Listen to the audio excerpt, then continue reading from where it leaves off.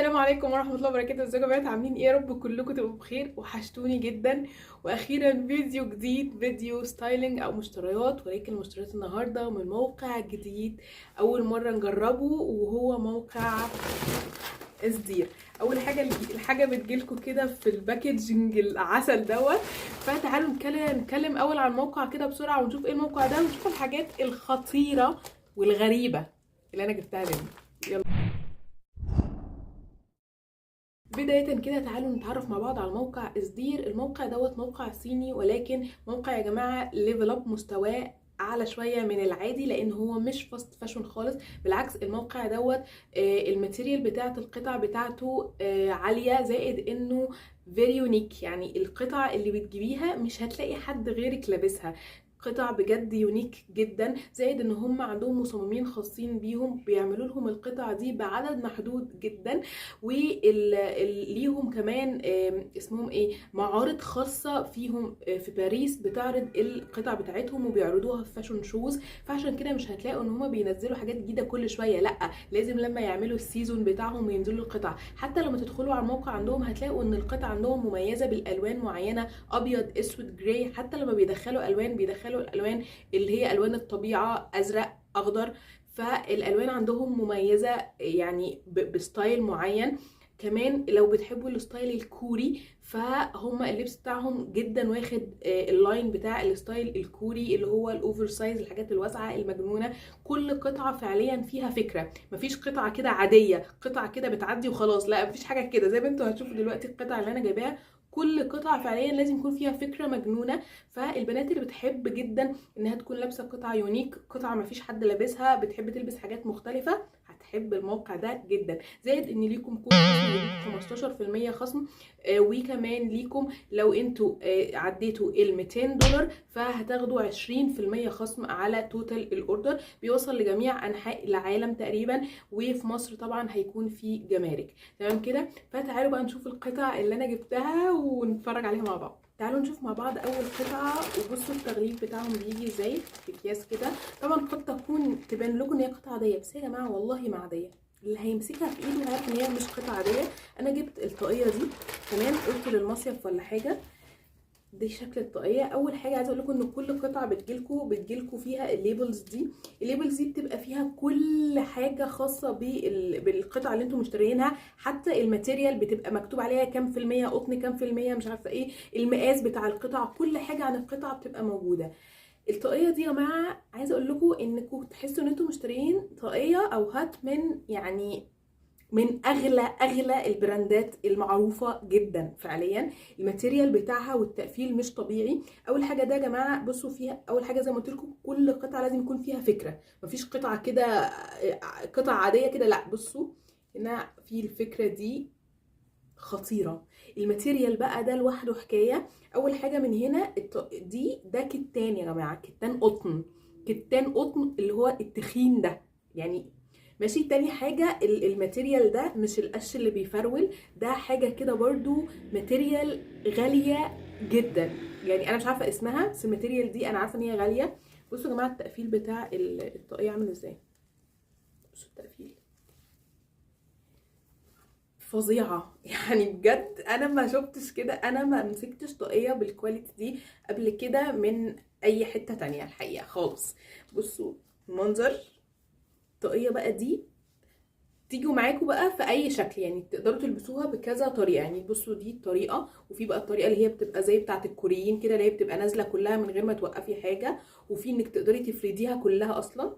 بصوا اهي تحفه. بس مش هقول اكتر من كده، كفايه ان هي هتليق على المايو بتاعي. تاني قطعة، واظن اللي متابعني على الانستجرام هيبقى خلاص شافها وشاف التنسيق اللي انا عملته ليها، وهي السويت شيرت دي. هي سويت شيرت كده عاملة زي الشبكة، شفافة خالص وليها كابيشون. بصوا يا جماعة، انا اللي شافني بيها على الحقيقة يعني ماما نفسها اصلا اول ما شافني قالت لي التيشيرت دي باين عليها غالية، مع ان هي ايه، بصوا يا جماعة هي شبكة. يعني بصوا هي شبكة كده شفافة خالص. تمام اهي شايفين. بس فعليا هي باين عليها ان هي حاجه يونيك، حاجه غاليه، حاجه مش موجوده، حاجه ما تشوفوهاش يعني، فاهمين. وليها الطباعه دي كده من ورا عليها الطباعه دي من ورا. وبعدين فيها ده مش السوسته اللي موجوده دي يا جماعه مش عيره، ده جيب، وجيب كبير كمان يعني. بصوا اصلا حتى الماتيريال بتاع السوسته يا جماعه حاجه. بصوا جيب كبير جيب كبير قوي. مش عارفه احط فيه ايه، بس عايزه اقول لكم ان هو مش عيره يعني. تمام. وعايزه اقول لكم من الجناب بقى، بصوا اللي من الجناب ده قطن يعني اهو. بص في الكم كده نازل، كل ده جناب، دي قطن اهو، وفيها جيبين يعني. بصوا مفيش قطعه عاديه يعني، مفيش قطعه كده تشوفوها تقولوا عاديه، لا مش عاديه، فيها لازم يكون فيها اي افكار. القطعه اللي بعد كده دي اكسسوري. انا حاولت ان انا اجرب حاجات مختلفه من عندهم، فطلبت السلسله دي. تمام. طبعا المفروض ان السلسله دي ما بتغيرش لونها طبعا. بصوا بس جايه لي في باكجنج عامله ازاي. لا يعني انا ما رضيتش استخدمها والله ولا اجي جنبها، قلت لازم اوريكم بتيجي في باكج عامله ازاي، والتغليف بتاعهم عامل ازاي. عايزه اقول لكم ان ده تخين ده. تمام. وجوه الكيس فيه كيس، وجوه الكيس فيه كيس.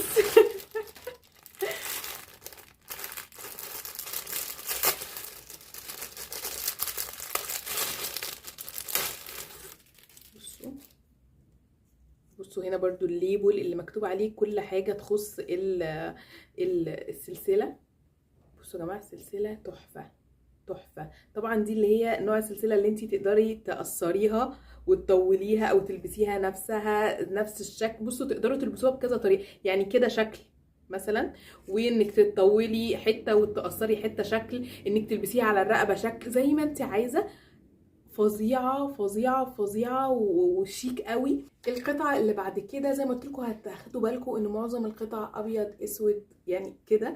تمام. جبت السويت شيرت ده. طبعا زي ما انتم شايفين واضح ان هو سويت شيرت، لازم يكون زي ما قلت لكم فيه لازم يكون فيه اللي هو ايه فكره يعني. بصوا السويت شيرت الكات بتاعته عامله ازاي، تحفه. واتفاجئت بقى بالماتيريال يا جماعه. اول حاجه برده هو جاي في كيس كده، ونسيت اقول لكم ان المقاسات، خدوا مقاساتكم، المقاسات بتاعته مظبوطه يعني. انا خدت مقاساتي طلعت مظبوطه بصراحه.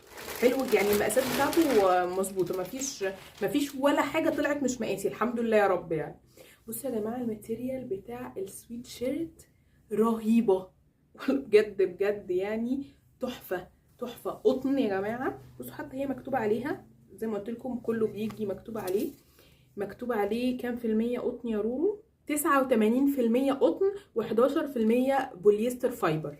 تمام. الماتيريال رائعه رائعه رائعه. بصوا اصلا حتى الكابيشون بتاعه ماسك نفسه كده طبقتين قطن يا جماعه. فظيع فظيع فظيع وساقع. بس انا عايزه اقول لكم ان هو خريفي يعني، انت برده في الصيف ممكن تحسي ان هو تقيل عليكي، فهو خريفي اكتر وممكن ينفع معاكي في الشتاء لو عليه جاكيت.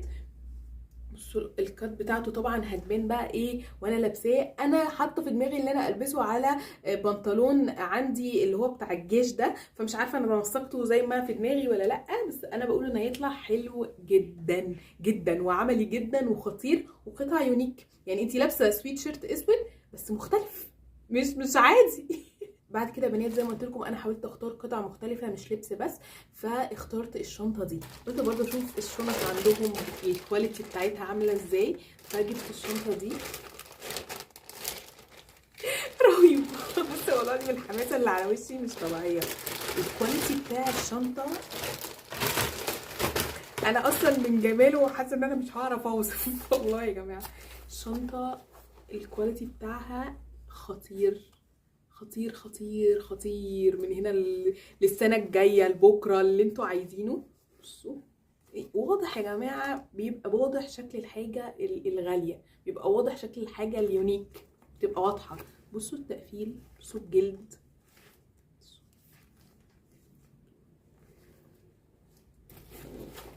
عايزه اوريكم الشنطه فيها هنا سوستتين.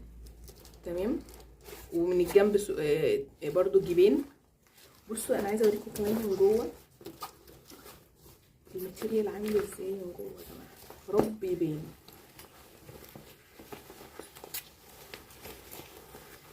بصوا السوسه الكواليتي بتاعها، تقفيل من جوه الشنطه يا جماعه، حاجه فخيمه اقسم بالله. مش لاقيه كلام، تحفه. نيجي بعد كده عند البلوزه ديت، زي ما انتم شايفين شكلها كيوت قوي. فهي جت اهي، بصوا هي خامتها غريبه، هي خامه ناعمه ومخمل قوي قوي في نفسها. بصوا اهي، ومضلعه في نفسها كده. انا مش عارفه ايه الخامه دي الحقيقه يعني. وده انا كنت فاكراه هيبقى تطريز، طلع طباعه، وطباعه ملمسها غريب برضو، مش الطباعه اللي هي الكرتون اللي بتبقى على التيشيرتات دي، لا، طباعه ملمسها غريب. ماشي. هو شكل القميص كده وبزراير، بس من قدام طبعا زي ما انتم شايفين هو في الحتتين دول بيتربط، ومن ورا قصير، وهو تلتين مش كم، بس عشان تبقوا عارفين. تمام. يمكن دي الحاجه الوحيده اللي مضايقاني فيه، غير كده شكله شيك، وشكله حاجه برضو غاليه وفخمه جدا. القطعه اللي جايه دي من اغرب القطع اللي انا جبتها، وهي القميص او البلوزه اللي هي دي. اول حاجه بصوا صحيح، انا هسيب لكم كل لينكات القطع طبعا تحت في صندوق الوصف، واللينك برضو بتاع الابلكيشن اصلا بتاع اسبير. بصوا يا جماعه، اول حاجه الخامه بتاعت البلاوز دي يعني قطن، اعتقد ان هي قطن 100%، اعتقد من سقعيتها. هي بصوا 99 طبعا مش هيبان عندكم، بس هي 99% قطن، 99% قطن، وال1% دوت اللي هو الاسبندكس، اسمه اسبندكس، اللي هو فيه مطه بسيطه كده يعني. لكن هي قطن ساقعه، خامتها ساقعه جدا. بصوا خامتها عامله ازاي، شايفين هي مكرمشه في نفسها كده. خامه برضو غريبه، بس قطن يعني. بصوا يعني هم عندهم خامات قطن، بس غريبه يعني، مش قطن اللي هو العادي ده، لا لا.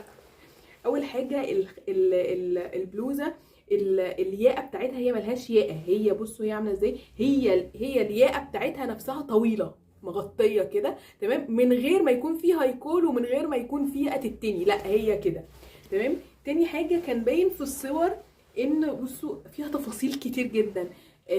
هي بصوا فيها، شايفين التجزيعات دي، وهي في النص هنا زراير، بس الزراير مقفول عليها. دي زراير بس مقفول عليها، تجزيعات كده من قدام. المفاجأة بقى اللي ما كانتش باينة في الصور خالص والغريبة ان هي فيها تجزيعات من ورا برضو، شايفينها اهي تمام. وبعدين نازلة بقى من ورا يا جماعة، بصوا القصة دي من ورا، شايفينها، شايفين القصة دي من ورا نازلة كأنها جناحات واقفة كده لورا كده، تحسي ان انا دبانة في نفسي. شكلها غريب جدا جدا، وفي نفس الوقت طولها وقصتها تحفه من قدام. انا مش عارفه بقى انتوا هتكونوا شايفينها دلوقتي او انا موريها لكم، او هيبان اللي انا بقوله ولا لا، بس بجد مختلفه وغريبه جدا جدا جدا. وانا متاكده ان انا هنزل بيها عادي جدا، لان انا بحب القطع المجنونه دي وبحب اجربها. القطعه اللي بعد كده، وهي تقريبا اخر قطعه معايا، وزي ما قلت لكم حاولت اجرب حاجات مختلفه، فجبت قطعه شتوي عشان اشوفها، كانت عجباني قوي. وهي القطعه دي اللي هي صورتها اكيد قدامكم تمام. بصوا يا جماعه، هو اللي يبان لكم انه بلوفر عادي، بلوفر عادي، لكن مش عادي صدقوا.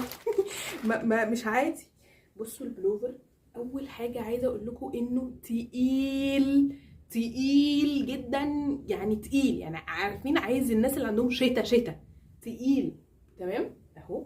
بصوا تاني حاجه بقى اللي تحتيه ده يا جماعه، تيشيرت كامله يعني، مش بطانه، مش لون، مش حته اي حاجه، لا لا لا، دي تيشيرت كامله وتيشيرت تقيله قطن. بصوا يا بنات اهي، تيشيرت لوحدها، تيشيرت كامله اهي شايفينها، والبلوفر متخيط فيها من الرقبه فقط، شايفين اهو.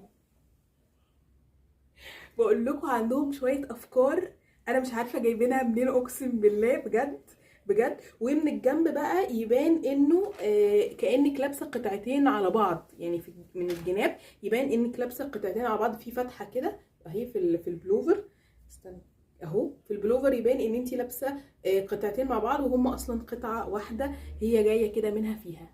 بجد انا يعني مبسوطه جدا بالتجربه ديت، جدا جدا بجد. قطع مختلفه، وعندهم هتخشوا تشوفوا قطع فعلا اول مره تشوفوها، سواء بنات محجبين او مش محجبين هتلاقوا حاجات فعلا مختلفه، وخاصه البنات اللي بتحب الستايل الكوري زي ما قلت لكم. وما تنسوش ان ليكم كود خصم هيديكوا 15% خصم، ولو عديتي ال $200 او جبتي ب $200 هتاخدي 20% خصم بالكود دوت. هسيب لكم تحت كل اللينكات، ونشوفكم ان شاء الله الف خير. يا رب تكونوا استمتعتوا معايا بالفيديو. ما تنسوش تروحوا تتابعوني على الانستجرام عشان تشوفوا الريلز اللي انا بعملها بالتنسيقات وبالقطع دي. باي باي.